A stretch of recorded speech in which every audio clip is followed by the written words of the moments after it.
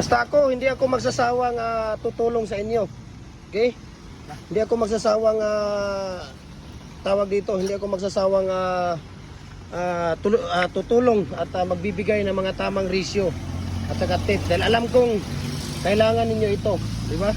Kailangan ninyo ito, no? Sa mga gustong gumawa, sa mga gustong mag concrete products, alam kong kailangan ninyo ito. Kaya ako talaga hindi ako magsasawa na magtutulong sa inyo, hindi ako magsasawang magbibigay sa inyo ng mga tips, techniques, ratio, mixing ng ating mga concrete products at lalo na sa ating mga molder, no? Ayan, wala po tayong tubo dyan sa mga molder ninyo, idol, no? Tulong ko po sa aking mga mahal na followers yan. Okay? So kung sino pa yung gusto na magtawag dito, mag concrete products, so i-private message nyo ako, share ko sa inyo ang price list sa shipping details. Lahat po ng mixing ratio natin, no? Bibigay ko sa inyo, makikita ninyo actual na mga ginagawa namin. So nagko-customize din tayo ng mga pins concrete post molder natin, 4x4, 5x5, 6x6, no? 4.5 by 4.5, 5.5 by 5.5. 8 feet po ang haba natin. Culvert natin 6 inches hanggang 85 inches. Commercial na hollow block, single at saka double, number 5, number 6. Decorative molder natin, hollow blocks molder natin. Lahat po ng mga concrete products we can ship nationwide. Maraming salamat and God bless po sa ating lahat, no? Kaya alam ko sa inyo na gusto niyong gusto niyong matuto.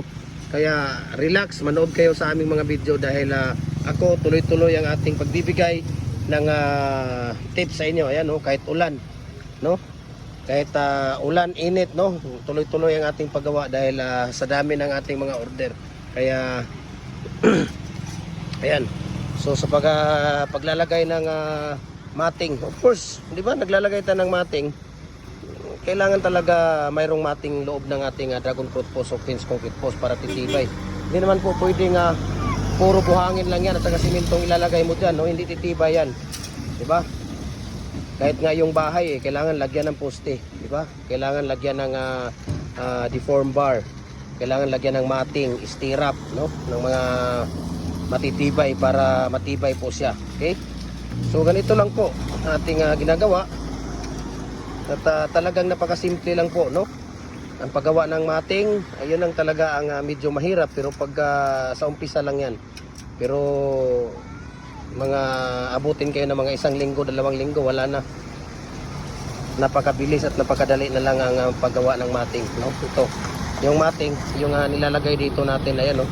Yung mga nilalagay dyan sa loob, yan po ang mating art na tinatawag namin. Sa 7 feet, 7 ang mating art, 7 stirrup ang nilalagay natin. Sa 6 feet, 6 na stirrup. Sa 8 feet, 8 ang stirrup. Okay? Then nagko-customize din tayo, depende sa agwat ng gusto ninyo. Depende sa stirrup na kailangan ninyo. Di ba? So ano pang iniintay ninyo? Message na kayo, no? Kung gusto nyong matuto at kahit na hindi kayo bibili, walang problema ng mga molder. Magtanong kayo, tawagan nyo ako anytime. Walang problema. Magtanong kayo sa tips, ratio, tawagan nyo lang ako, share ko sa inyo. Okay?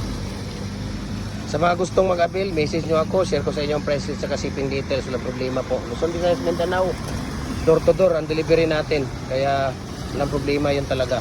Okay? So, follow na po kayo sa ating Facebook page, Jim Hardware ang Kukulamber Concrete Products. Malulang brands, Jim Hardware ang Kukulamber Concrete Products and Ituan brands, AAA and 8 Kukulamber. Ating personal Facebook account, Jim Hardware Felix Tan Pagikan Jr.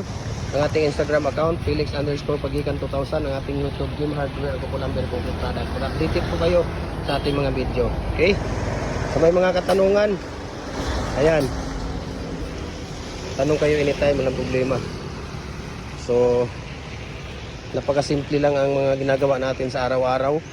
Talagang napakaganda ang concrete product, especially pag marami, kumpleto ang mga design mo, di ba?